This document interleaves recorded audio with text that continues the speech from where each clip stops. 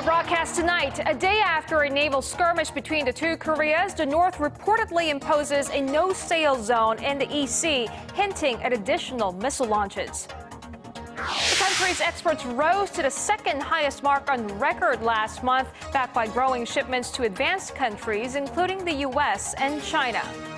Plus, it's been 10 years since Korea and Chile inked its free trade agreement. A look at whether the bilateral pact managed to create a win-win effect. These stories and more next on Primetime News.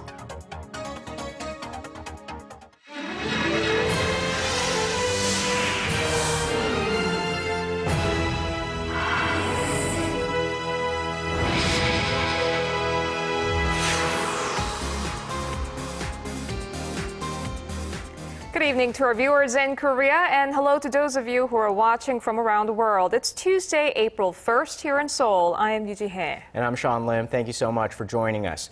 We begin this evening with escalating tensions on the Korean peninsula a day after the two Koreas peppered each other's territorial waters with artillery shells. Word gets out that North Korea has imposed a no-go zone in disputed seas. It's a move seen as a possible preparation for additional launches, while the South warned of serious consequences if the regime carries out another provocation.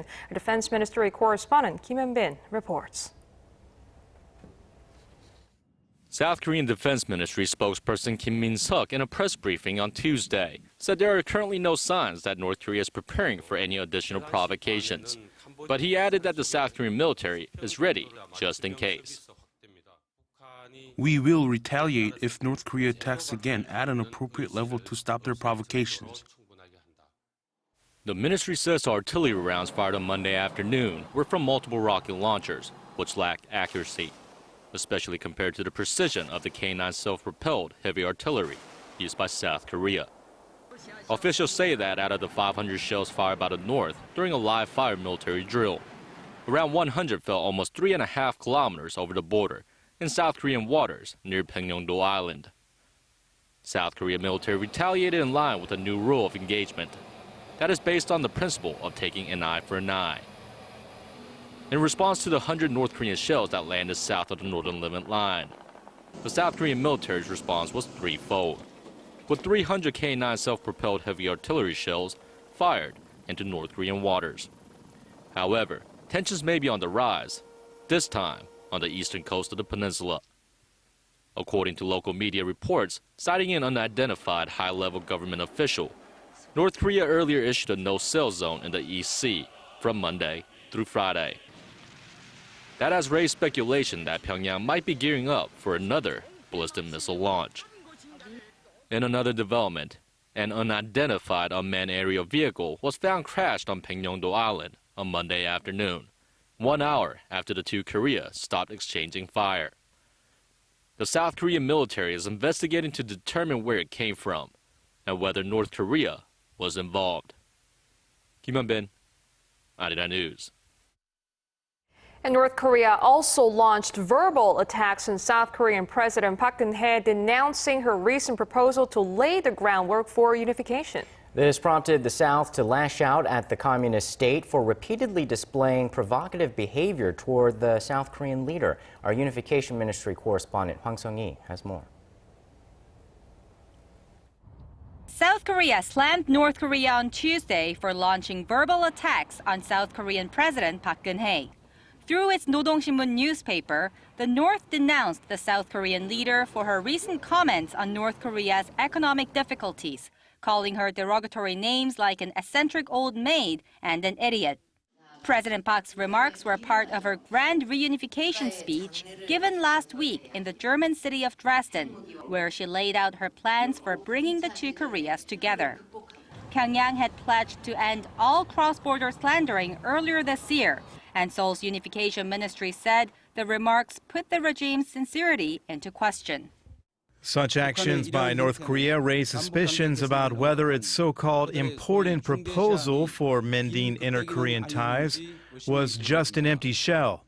In Dresden, President Park proposed 3 ways to bring the two Koreas together: increasing humanitarian aid, holding more inter-Korean family reunions, and assisting in North Korea's infrastructure projects. Experts say the recent resumption of verbal attacks can be interpreted as a no to the president's offer. But if we see it in the long term, it is very threatening for Kim Jong-un regime.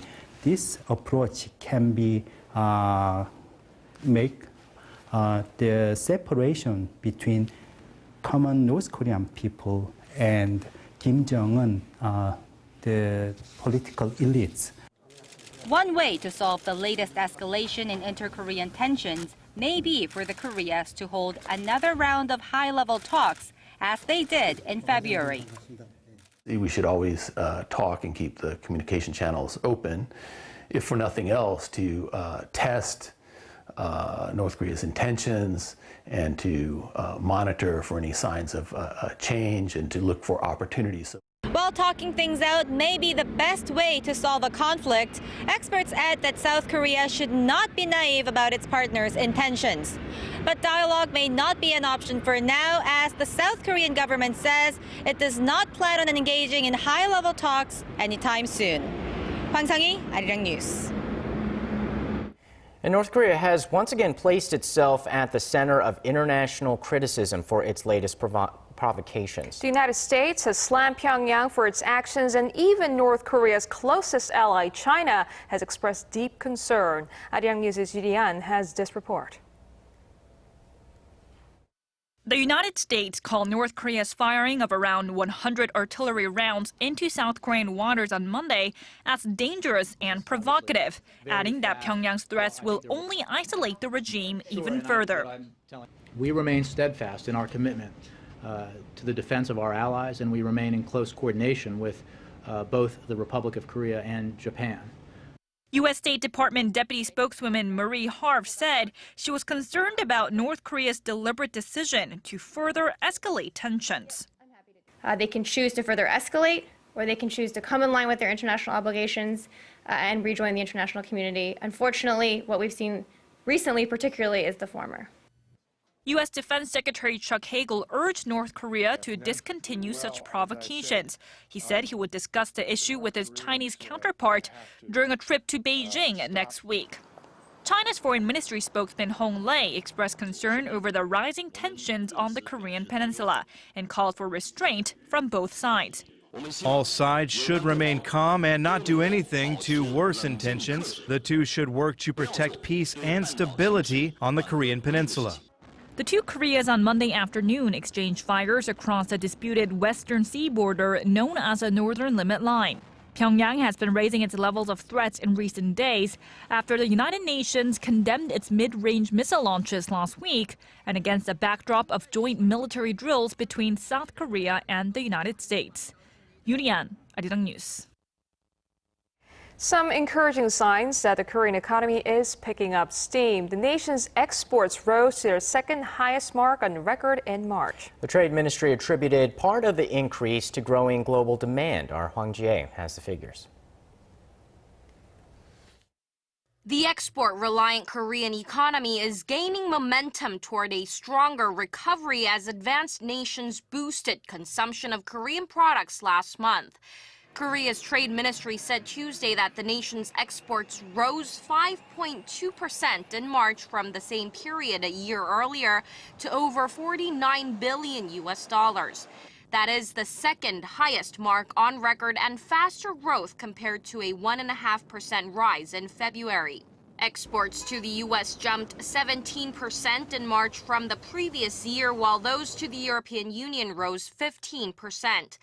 Korea's exports to the U.S. in particular slowed in the first 2 months of the year due to harsh winter weather, with the rate of increase remaining in the single figures. The world economy is on the recovery and the momentum is getting stronger. So the second half of this year, the exports of South Korea is expected to go faster. Still, experts add that the slowing Chinese economy and the impact of the slowdown on global financial markets could cloud the positive outlook. By-product mobile communication devices such as handsets soared over 30%, with shipments of automobiles rising 16%. Korea's imports, meanwhile, reached $45 billion last month, up 3.6% from the previous year, helped by an increase in purchases of consumer goods. The trade surplus came to around 4.2 billion. Hwang Jie, Arirang News. Retailers in Korea are feeling better about the pace of the nation's economic recovery. Business sentiment among them for the coming months has hit a near 3-year high. The Korea's Chamber of Commerce and the Trade Ministry said the country's business survey index for the second quarter jumped to 113, up 9 points from 3 months ago to its highest level since the third quarter of 2011. A reading above the benchmark 100 means that optimists outnumber pessimists. The index has been on the rise for 4 consecutive quarters now. Improved conditions were projected across the board, especially in the semiconductor industry and machinery sectors. It's been 10 years since Korea put into force its first ever free trade agreement. Well, back then, the deal with Chile fanned a wide range of concerns over its possible negative effects on the country's agricultural sector, not to mention doubts about its benefits. Now, a decade later, Korea has entered into 9 free trade pacts with a total of 46 countries, yet the worries remain. Dr. Kim Inchul, professor of economics at Sungkyunkwan University, joins us to delve into Korea's FTA history and the effect of trade deals on our future. Welcome. Well, glad to be here. Professor Kim, so let's start with your assessment of the decade-old Korea-Chile FTA. How did it impact Korea's trade with a Latin American country?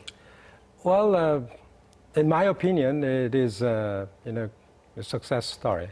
Both parties were very smart, because they were calculating the benefits and costs in their own way. So both parties agreed or came to realize that, yeah, it's going to be mutually beneficial. We ended up importing a lot of wine, bottles of wine. And they imported a lot of, cars from us. So it's mutually beneficial, and, it's a win-win, story. Well, since then, Korea has been on an aggressive campaign to sign FTAs, and it's the only country in the world with FTAs with the U.S., EU, and ASEAN. And while all of these deals were being discussed, officials billed Korea as becoming this global trade hub. Has that really happened and come to fruition?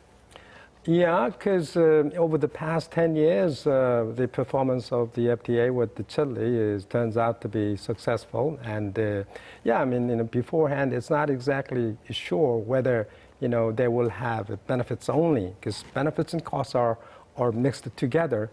But as it turns out that, for us, Korea can do a much better job. Because, establishing FTA with any country doesn't mean that we will get the benefits only, We will get only the opportunity to become more competitive in the market, and then, we can create more jobs and we can increase our GDP. But yet there are people who've actually lost out from these deals. Who are they, and have they lost as much as they claimed they would while the FTA negotiations? In general, people are right. Because the agricultural sector is the very weak, and farmers would, and some people, some farmers would be losing. That's not necessarily true, because as you compare the agricultural sector, between China and Korea, of course, we're weak.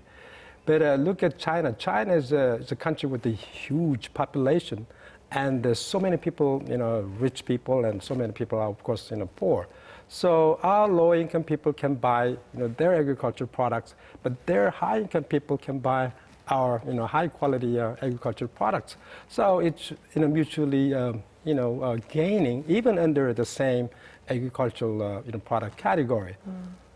Well, Korea is pushing to conclude new trade pacts this year with Australia, Canada, China, Indonesia, and New Zealand. Is there a limit to the benefits of trade pacts? Is there a point where enough is enough, or can we just keep going without really having to restrain ourselves?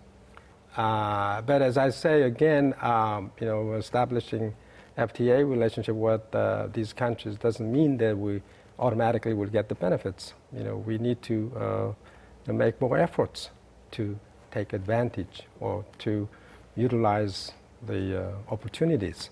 Okay, Professor Kim Inchul of Sangumgan University, thank you very much for your insight tonight. Well, thank you for having me here. If everything goes according to plan, Korea will have a leaner fighting. The President of Your gateway to the day's biggest stories in Korea and around the world. Breaking news, the hottest interviews, and a whole lot more. Join Arirang's Sean Lim and Yoo Ji-hye from the heart of Seoul. Primetime news, weeknights, live at 10 on Arirang TV. Next general elections. Those of our viewers in Korea may have woken up a bit earlier than expected on Tuesday morning due to a rare magnitude 5.1 earthquake. It was the third strongest ever recorded in the nation, but thankfully did not cause any notable damage. Our Kwon So-ah has the details.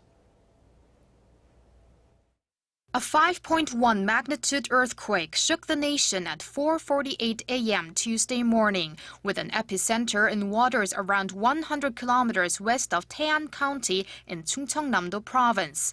It's the fourth most powerful earthquake ever recorded on the Korean peninsula and the third strongest in South Korea. Tuesday's quake lasted between 5 and 7 seconds and affected an area spanning a radius of 200 kilometers, shaking buildings and other structures. Even residents of Seoul and Gyeonggi-do Province were among those who felt the earth move beneath them. I was awake. My house shook so much that our refrigerator made rattling noises. Hundreds of citizens called their local authorities to report the quake, and social network services were full of messages on the rare incident. It's also raised concerns about whether Korea is prepared for the possibility of stronger quakes. While experts say a magnitude 5 quake with an epicenter on land would likely cause damage, they add that Korea's geological site conditions make the chances of a large magnitude earthquake like those seen in Japan and China very small. Kwon So-ah, Arirang News. Now, riding a motorcycle are widely considered dangerous, but this newly developed motorbike that our Sun Jung-in is about to report on could be a different story. It's a two-wheel vehicle that can't be toppled even after being tugged by an SUV. This fully enclosed two-wheel vehicle is part motorcycle, part car, and virtually untippable, and it could soon be in your garage. Its most notable feature is it's able to balance itself and stay upright when fully stopped or even when being pulled by a rope tied to a moving truck. So in the event of a collision, the vehicle balances itself instead of falling over, giving the rider more protection. Daniel Kim, the Korean-American founder and CEO of Lit Motors, who came up with the design, says the secret lies in a special feature. So if you're wondering how to keep balanced, we have a patented technology. We use gyroscopes to actually keep the vehicle upright. So it makes it untippable. So you need a baby elephant to knock it over. Safety is a key, but with a maximum speed of 160 kilometers per hour, it's also pretty speedy. The two-person vehicle is also electric and can go almost 320 kilometers on a 2-hour charge. Kim says the vehicle will be released within the year for a price of $24,000. Son Jung-in, Arirang News.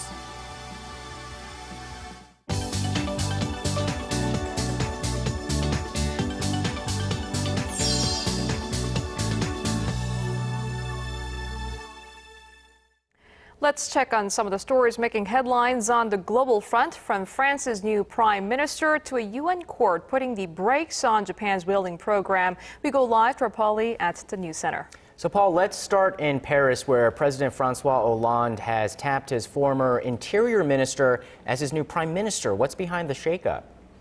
Well, the move follows the resignation of the now former Prime Minister Jean-Marc Ayrault and his entire government after suffering a brutal blow in Sunday's local elections. The ruling Socialist Party had lost more than 150 major towns, mostly to the opposition right, the Front National. Prime Minister-designate Manuel Valls, who is France's most popular socialist, is expected to present a leaner government team later this week. In a televised address on Monday, Hollande said the cabinet reshuffle would mark a new chapter for his government. It is time today to start a new phase, so I've given Manuel Valls the task of steering the French government. He has the qualities needed. It'll be a tight team, coherent and united. How can I put it? A government that will fight. The government's resignation is a huge blow to the president, whose first 2 years in power have seen him become the most unpopular head of state in recent history. And let's now turn to the crisis in Ukraine. In an unexpected move by Moscow, a battalion of Russian troops were ordered to pull back from the eastern Ukrainian border. President Vladimir Putin announced the partial withdrawal in a telephone call with German Chancellor Angela Merkel. However, it's estimated that 40,000 Russian soldiers will remain stationed along the border area. Moscow's deputy defense minister said Russian military hardware would be deployed to bases across Crimea, which have been vacated by Ukrainian troops. Today, the first trains have left. Tomorrow, they will be followed by the others. Today, we will put together the schedule and finish the whole operation within a month. Earlier Monday, Russian Prime Minister Dmitry Medvedev visited Crimea with a delegation of government ministers. Kiev condemned the visit as a crude violation of international rules. Meanwhile, NATO foreign ministers are to meet in Brussels beginning Tuesday to discuss steps that can be taken to support Ukraine.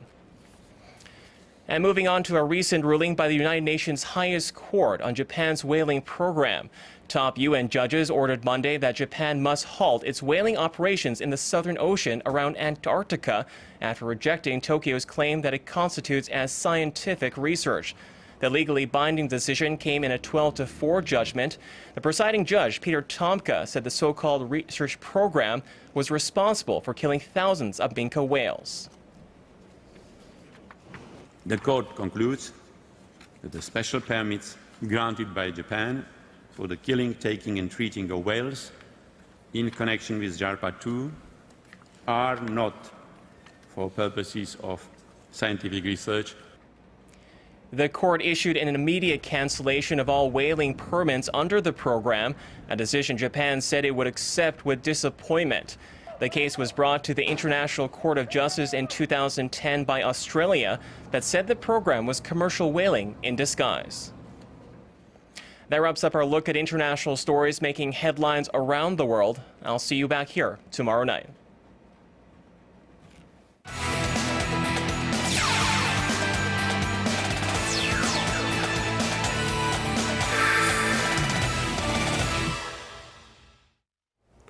Hello and welcome to Primetime Sports. I'm Stephen Che.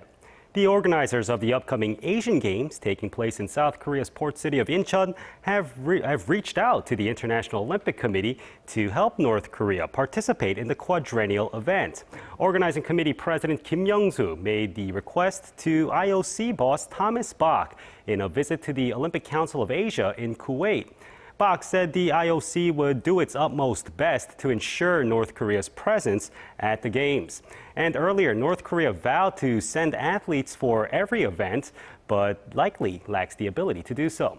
Sports exchanges between the two Koreas are considered very important, especially as tensions run high on the peninsula. And moving on, South Korean ice queen Kim Yeon's final gala show will resemble a classic Italian opera. The show will take on the themes and score of Giacomo Puccini's Turandot, a love story between unknown prince and Princess Turandot.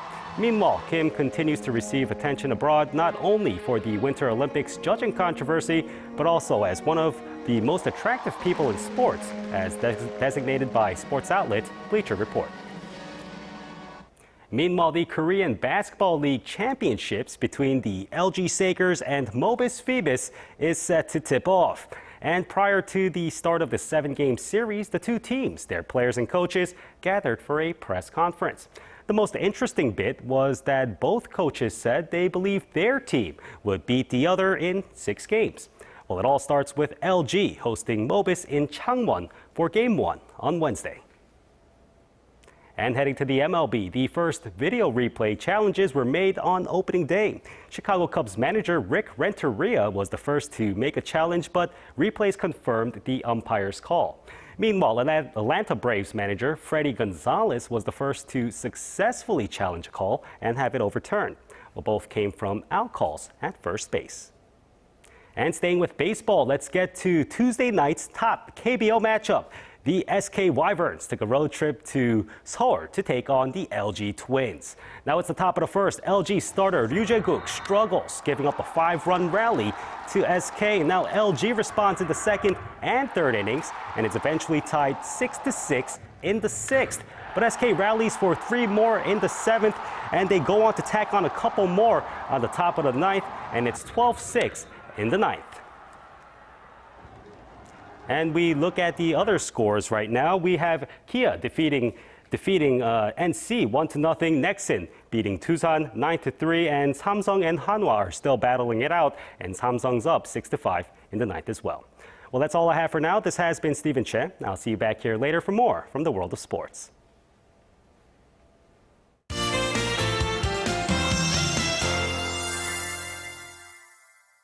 It was a wonderful spring day here in the capital with blooming flowers and warm weather, and we will enjoy more of the same tomorrow. For more, let's connect live to our Kim Bo-kyung at the Weather Center. Bo-kyung, hello. Good evening, guys. Make sure to enjoy this lovely weather while you can. Well, nationwide showers are forecast on Thursday, and once those showers clear up, temperatures will drop to the seasonal average range with daytime highs dropping to the low teens.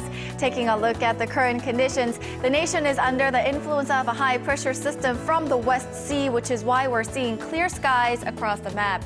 The Korea Meteorological Administration announced a weather outlook for April. In early April, we may get more precipitation than usual, but it looks like we're going to get warmer than the seasonal average weather in late April. Moving on to Wednesday's readings, Seoul, Daegu, and Gwangju make it to the mid-20s, while Busan peaks at 20 degrees. Moving on to other regions, Daejeon tops out at 22 degrees, Dokdo and Mount Kumgang reach the mid-teens. Well, that's all the updates for this hour, but I'll be back with more after midnight. Thanks, Bo-kyung, and that's a broadcast on this Tuesday night. I'm Yuji Hain, Seoul. And I'm Sean Lim. Thanks for watching. We'll see you soon.